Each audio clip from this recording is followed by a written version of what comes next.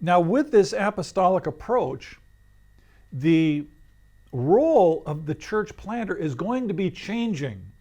And this is very important to catch because, as I mentioned, the traditional pastoral church planter goes in and says, well, I'm going to gather these people and pastor them. The apostolic church planter has a very different approach. And I call this sort of the 6M roles of apostolic church planters. When I use the term missionary here, I'm not necessarily talking about an expatriate missionary. This could be a national person, an Indian or a Russian or Chinese. But it's the person who's going in, who's sent in to plant this church. And we're thinking mainly here of pioneer kind of church planting, where you're not starting with a large core of people. Well, as this church plant is started, sort of is launched, basically that church planter is what I call the motor. There's nobody else there to make things happen. If you're starting a pioneer work, you show up, you're it. There may not be any other believers there partnering with you. Maybe you have a small team that has come with you to help start that church. So initially, yes, you do have to do the initial evangelism and the initial follow-up to just sort of begin to launch the work. So yes, that missionary church planter is the motor. But as that missionary church planter is getting those ministries started, he or she is also a model. What do I mean by that? That means that person models ministry in a way that the local people could easily reproduce, could easily also do. In other words, I want to do ministry in a way that other people could copy it and do it. Now see, sometimes the church planter comes in with all kinds of big resources. Maybe it's a PowerPoint projector or something. And the local people say, oh, well, gee, we don't have that. We could never plant a church. Or the missionary comes in, and this missionary, this church planter studied Greek in Bible school. And so when he starts preaching, he just loves to use the Greek. And every time he's preaching, he's saying something like, well, in your English Bible or in your Russian Bible, it says this, but the Greek says, and everybody in the congregation goes, he knows Greek, right? But what else are they saying to themselves? I don't know Greek. I could never do what he's doing. That's not reproducible. So I say to missionaries who like to quote Greek, I say, well, that's fine if you want to quote Greek as long as you're willing to teach your congregation Greek so they can do it too. Most of them aren't that eager to do that. And so we want to preach in a way. And so instead of maybe quoting Greek, maybe I know that some of the leaders in my church have a Bible dictionary, okay? So I could find a word, a theological word, say like propitiation in my Bible, a word maybe most people don't really know what that means. And I'd say, well, in the Bible dictionary, it says, here's the definition. Now, what did I just say? The person sitting there says, I own that dictionary. I could look up that word. I could do what he did. And so we want to model ministry, and it just goes all the way through. How about the way we do evangelism? Are we doing evangelism in a way that the local people could also do that when I'm not there? Now, sometimes you're going to have big events that are sort of what we call jump-starting a movement. And we'll talk about some of those things later. But by and large, you want to have methods that are easily reproducible, like storytelling, especially if you're working among people who are illiterate or semi-literate. Everybody can tell a story, and everybody likes a good story, right?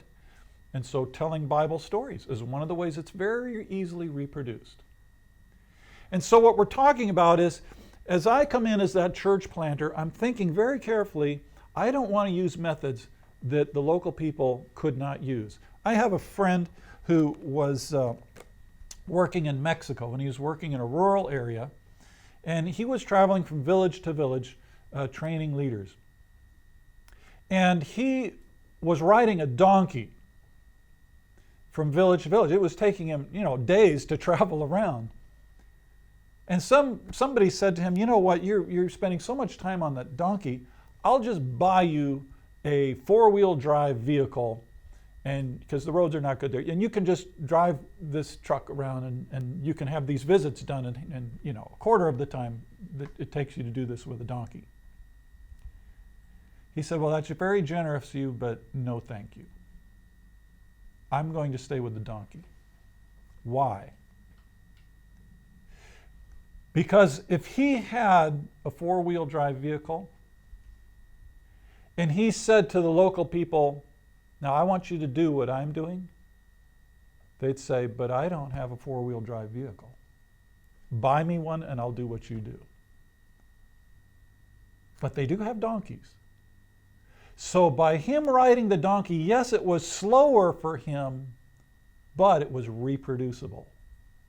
And so you're modeling ministry in ways the local people can imitate and reproduce with the resources they have. Of course, I could go back and say, well, we want you to donate 10 more four-wheel drive vehicles. But how realistic is that? So you want to try and find ways that are locally sustainable with what the people have and locally reproducible with what they have. So that's what we mean by modeling ministry in easily reproducible ways. So one of the keys to reproduction is, as we will see, is making ministry reproducible at all different levels. And that includes the way we do evangelism, the way we follow up and do Bible study, the way we preach, the way we do worship, and everything else. So initially the missionary starts out, or the church planter starts out as the motor, has to do most of the work, but is also acting as a model, doing ministry in ways that others could easily also do with the resources they have. And the missionary also begins to transition as the church begins to develop. So the first people have come to Christ, they're beginning to gather. You may not have even started a worship service or anything yet, but you're meeting maybe in a Bible study. The missionary as motivator, the church planter as motivator. And this means that he is instilling the sense that this is not my project. You are the church. You are God's people here. I may come and go, but you are God's people here. And so the idea of motivating them to take ownership of the ministry. In other words, I've modeled ministry for a way that you can do it. And now if this church is going to expand and really reach more people and develop more ministries and start regular church services and so on, you need to be the people who make that happen, not me. See, now what often happens is the church planter gets a little frustrated at this point.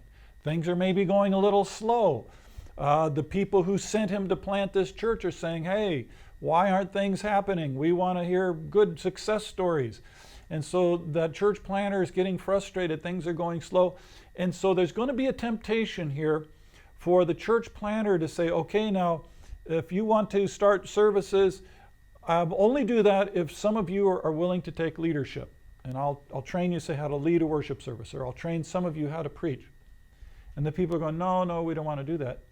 What sometimes happens is the church planter then makes a decision. Well, we'll just start and I'll do it. And then later, the people will come along. But you know what often happens? The people learn something. They learn if we just wait long enough, the church planter will do it. And so they sit back. And so the next time, then when somebody says, we want to have a youth ministry or something, some program, and the church planter is going, well, I'll only start it if some of you are willing to give leadership. They go, no, we've already learned how this works. If we just wait, he'll do it for us, right? And so the ministry ends up being built up around the church planter doing all these things. And of course, this looks good. The church planter can write the letters back home and say, hey, the church is moving forward. We've got services and we've got youth group and all these things. But it's built around that person. So yes, it seems to be moving more quickly, but it's all dependent on that one person. And often enough, if that person has to leave or for whatever reason, then everything stops. The people don't have that sense of ownership. And so when we say missionaries motivator, it's going to be very key here to instill in even new believers that sense, you are the people of God here. God has placed you here to reach your fellow citizens in this city or in this region with the gospel. You're God's people. God's given you gifts. And even if the ministry is not as fancy and professional and polished, you will grow with that ministry.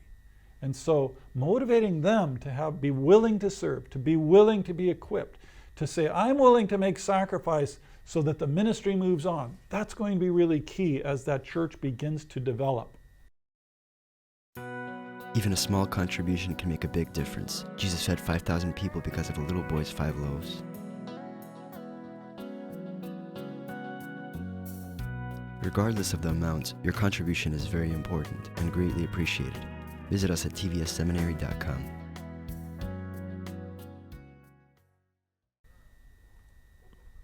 And so when the people are showing that willingness, the church planner transitions to being more of a mentor.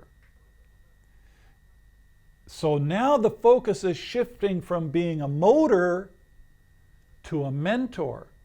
In other words, I'm not doing as much myself.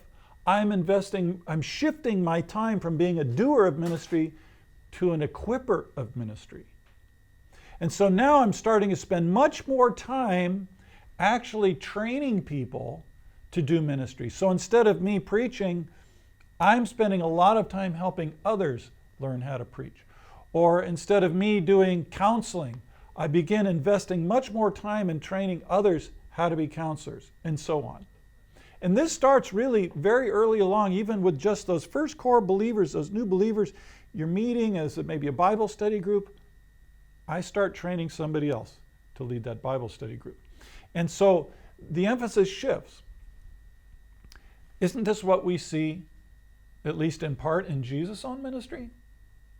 The disciples basically followed Jesus for about a year and don't do much ministry themselves. They just observe Jesus in action. And of course, Jesus used methods that they could more or less imitate. And then Jesus says to them, okay, now I'm going to send out you. He sends out the 12. He sends out the 70. Sends them out and basically to do the same thing Jesus was doing, to preach, to pray for people, to heal, cast out demons. They go out, they do this, and then they come back. And so Jesus begins to shift. He's spending more time not with the masses of people, but towards the end of his ministry, he's spending time mainly just with the 12, the upper room discourse. He's going off separately with the 12. He's spending more time with them than with the people who ultimately were to be reached. He's reproducing his ministry in the disciples. And so the missionary church planter has to have this same mentality.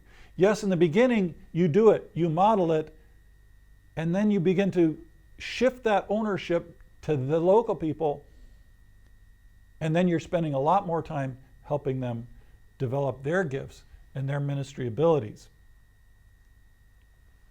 Now, as that church planter begins to get ready to depart, there's a transition from not only mentoring, but multiplying. And what that means is, not only am I teaching others how to do this ministry, say I'm teaching somebody how to lead a Bible study, I start helping them teach somebody else how to lead a Bible study. That's when multiplication really starts. So not only am I equipping others, I'm equipping others to equip others. And this is what you really sort of hear with Paul says to Timothy, that which you've heard from me, entrust to faithful men also who are able to teach others. So I teach you how to teach a Bible study, and now I help you teach somebody else how to teach a Bible study. I teach this person how to do personal evangelism. Now she teaches somebody else how to do evangelism. And you can just put that through the whole ministry of the church, whether it's children's work or youth work or preaching or visitation or counseling. That's where the multiplication, the empowerment really begins to take hold. So now the church planter has transitioned into that the ministries are not only owned and done by local people, but they're actually even training others to do it. And at that point, that missionary church planter can become a memory. That person can move out and take on another ministry. That church planter may go to another city and start the whole process all over again, pioneering. This is what Paul more or less did. He'd plant that church in Corinth and then move on. He'd plant that church and then move on and make sure there was follow-up going on, but pioneering new places. Or that person might become an equipper at a more regional level. For example, maybe this new church plant is developed to the point to where they're actually ready to start another church. Now, instead of that missionary church planter saying, I'll go and help you start that new church, he says, I will coach you to start that new church, and you'll be the church planter. And again, here's where multiplication, local ownership, begins to really take place.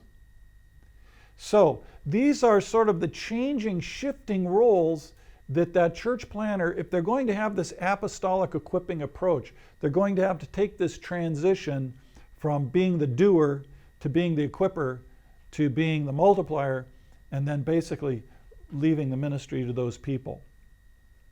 So these are sort of the changing roles of the church planter that has chosen to take an apostolic approach. Now, if you take a pastoral approach, you basically don't have to be doing all of these kinds of things, because you're going to be staying there longer and you're going to be doing most of the ministry. But you can see why that's probably not going to lead to real church reproduction.